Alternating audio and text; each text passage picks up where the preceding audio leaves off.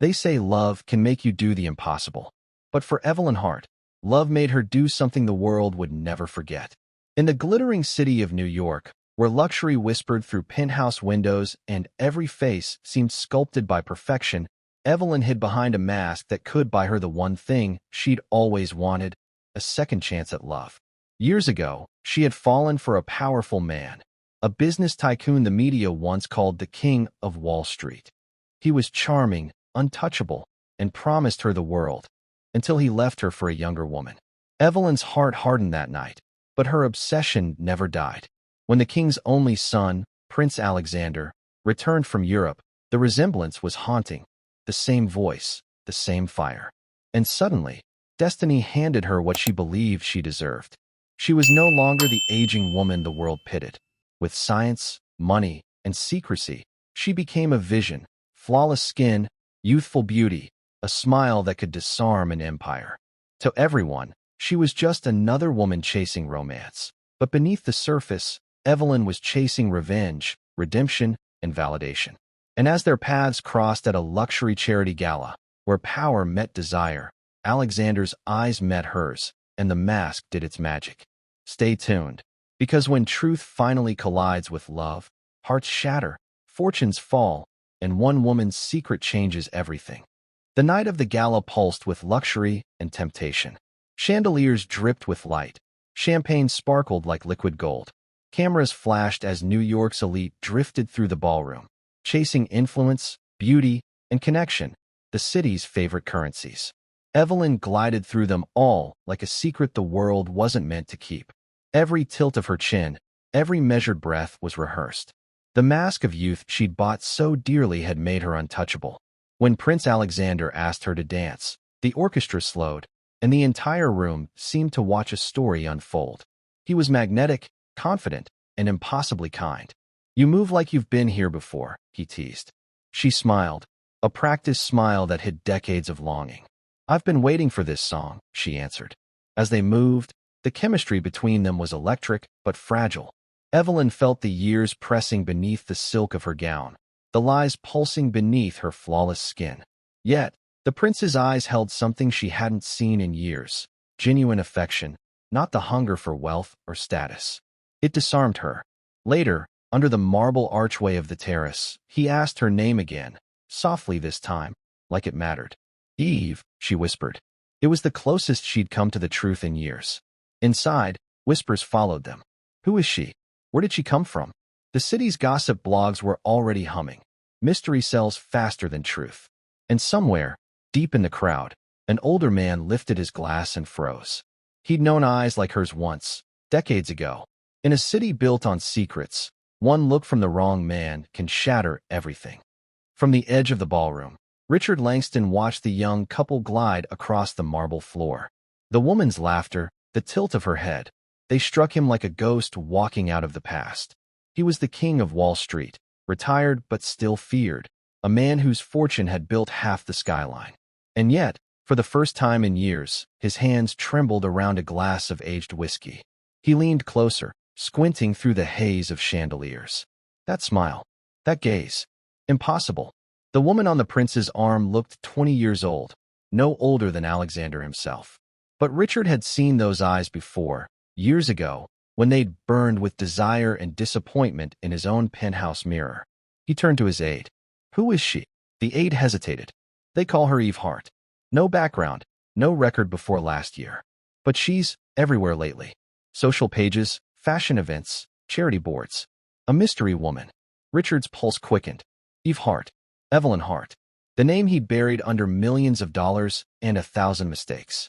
Across the room, Evelyn felt it. That gaze that could still cut through the years. When her eyes met Richard's, the music seemed to stop. For a heartbeat, her mask trembled.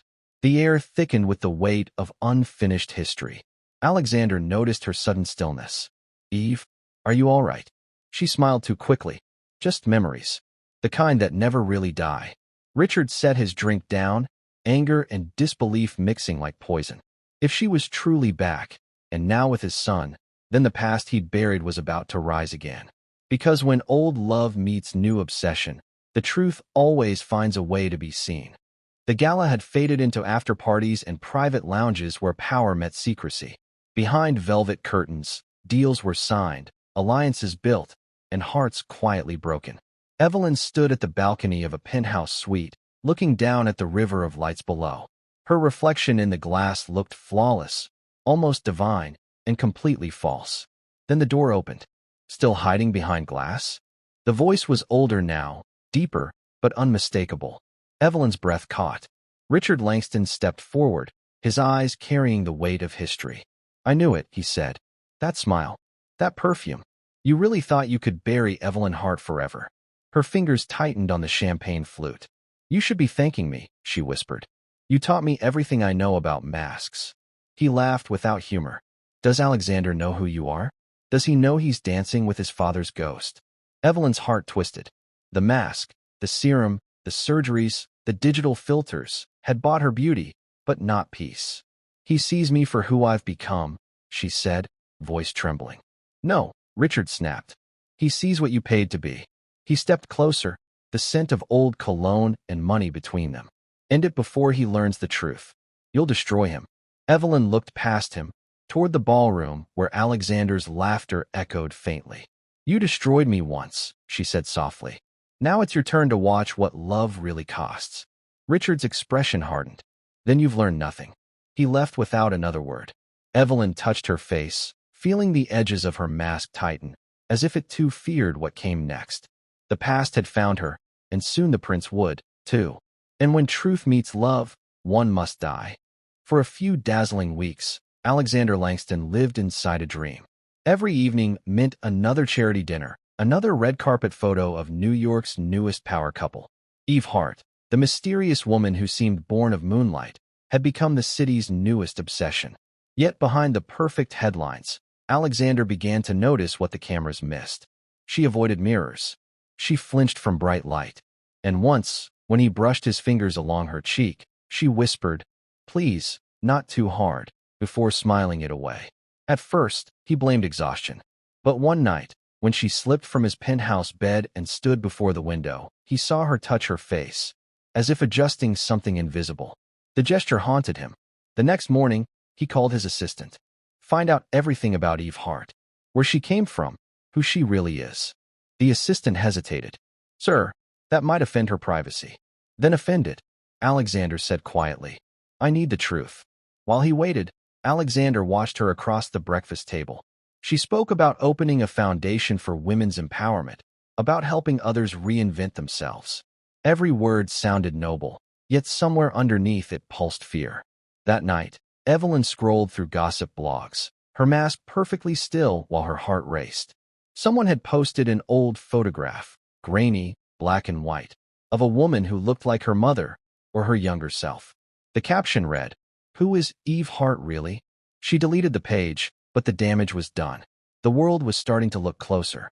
Love built on illusion always cracks where the light gets in, and for Evelyn Hart, daylight was coming. 2 weeks later, Alexander sat in his office high above Manhattan, the skyline flickering like a circuit board of power and ambition. His assistant laid a thin folder on the desk.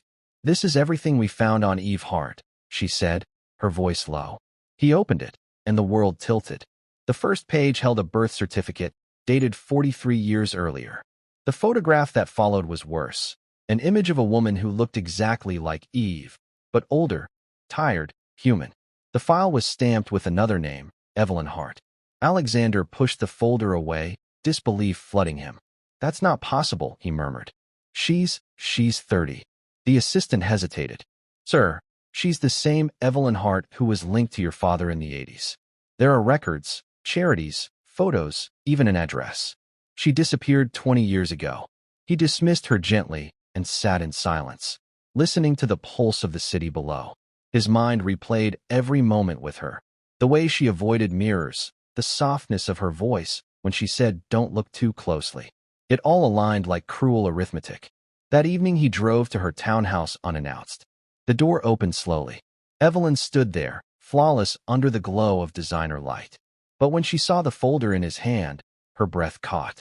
"Eve," he said quietly, "who are you really?" Her eyes shimmered, the mask almost humming against her skin. "I'm the woman who loves you," she whispered. But were you ever real? He asked. For the first time, she looked away. The silence between them was thicker than any lie she'd ever told. Because truth doesn't knock, it breaks the door, and tonight it had found its way in. By the next morning, truth had slipped through the cracks and into the streets. What began as quiet rumors in high society circles became breaking news on every glossy screen. Headlines screamed, "Mystery socialite linked to the king's past. Who is Eve Hart really?" Paparazzi flooded the sidewalks outside her townhouse. Reporters called her a scandal, a miracle of science, a liar in diamonds. For a woman who had spent her life chasing beauty, the cameras now captured her fear. Inside, Evelyn stared into her mirror. That same mirror that had once reflected perfection. The mask, once seamless, now betrayed her. Fine lines trembled beneath synthetic skin. The serum was failing. The illusion was dying. Her empire of secrets was collapsing in real time. When Alexander arrived, she didn't turn. "So," she said softly, "you know everything now." He stood in the doorway, weary, betrayed, yet unable to hate her completely. "Why, Eve? Why pretend? You could have told me." Her reflection met his eyes through the mirror. "Because you never would have loved her," she said, touching her real face beneath the mask. "You would have pitied her. I wanted to feel wanted again, even if it was a lie." Tears blurred his vision. "You think love is about skin?" he said. "You think youth is what I wanted?" She turned at last, the mask glistening with cracks. "It's what everyone wants," she whispered. "To be seen, even when time erases us." The room fell silent except for the faint hum of the city outside, the sound of a world watching a woman lose everything she'd stolen to feel alive. Sometimes the hardest truth isn't being unloved. It's realizing you were loved all along, just not as the person you pretended to be. By midnight, the city outside Evelyn's windows glowed like 1,000 silent witnesses.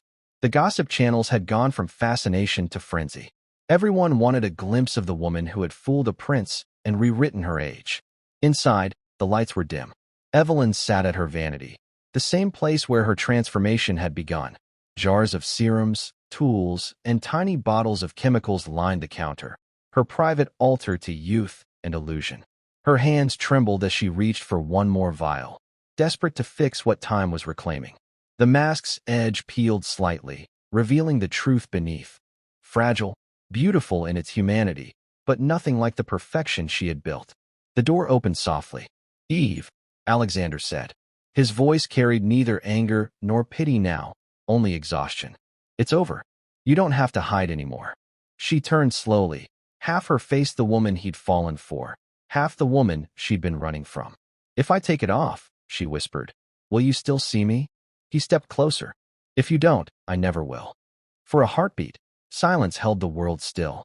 Then Evelyn pulled at the seam, and the mask came free with a quiet tear. The illusion dissolved. In its place stood a woman marked by years, regret, and a strange kind of grace. Alexander didn't move. His eyes burned with compassion, grief, and something close to love. "You're beautiful," he said softly. "Not because you fooled me, but because you stopped trying to." Evelyn exhaled, the first honest breath in years. Outside, dawn broke through the skyline, washing away the glitter and leaving only truth. And in that fragile light, she realized that beauty had never been skin, it had always been courage. Morning came with headlines sharper than knives. The woman behind the mask. The prince and the pretender. Love built on lies. Every channel replayed the moment her mask slipped. Former friends avoided her calls, sponsors withdrew. The glittering world that had worshipped her youth now devoured her truth. Evelyn sat on her couch, wrapped in a gray shawl, her real face uncovered to the sunlight. It felt strange, honest, almost holy. For the first time in decades, she wasn't adjusting anything. She simply was. The phone buzzed, a message from Alexander. "Meet me at the park." One last time. When she arrived, the air smelled of wet earth and autumn. Alexander waited by the fountain, no bodyguards, no headlines, just a man. She walked toward him slowly, each step heavy with regret and relief. "I didn't come to beg," she said. "I came to thank you. Loving you made me remember what I'd forgotten. That time is a gift, not a punishment." He nodded, eyes soft. "And I came to say that you didn't fool me completely. I saw the pain behind your eyes, I just didn't want to name it. They sat together in silence. Children laughed nearby, and Evelyn smiled faintly. Do you think the world will ever forgive me? Alexander glanced at the sunrise. Maybe not. But if you forgive yourself, the world loses its power. Tears warmed her cheeks. For the first time, she didn't hide them. The woman who had once traded truth for beauty finally understood that redemption doesn't erase the past, it redeems it. And somewhere inside that quiet morning, she stopped running from the mirror and started walking toward her soul. Months passed. The frenzy faded. New scandals replaced her story, as they always did. But in a quiet corner of Brooklyn, a small community center opened its doors for the first time. The sign above it read, "The Hart Foundation for Women Finding Themselves Again." Inside, Evelyn Hart stood before a group of women, young, old, broken, rebuilding. No designer gown, no makeup beyond a touch of honesty. Her silver hair caught the sunlight through the window. Her voice was softer now, but stronger than it had ever been. I used to think love meant being chosen, she told them. But love begins when we choose ourselves, when we stop hiding behind who we wish we were, and forgive the person we are. Some of the women wept. Others smiled through tears. Evelyn continued, I wore a mask because I was afraid of time, afraid of losing beauty, and with it, love. But when the mask fell, I learned something. Truth doesn't age, and neither does the heart. After the meeting, she stood alone in front of a mirror in the hallway. For a long time, she simply looked at the woman staring back. The wrinkles, the softness around her eyes, the faint scars of old choices, all of it was hers. And for the first time, she didn't flinch. Behind her, the door opened. Alexander stepped in quietly, holding a single white rose. You look real, he said, smiling. And I've never seen you more beautiful. Evelyn turned, her eyes bright with gratitude. That's because, for the first time, she said, I finally am.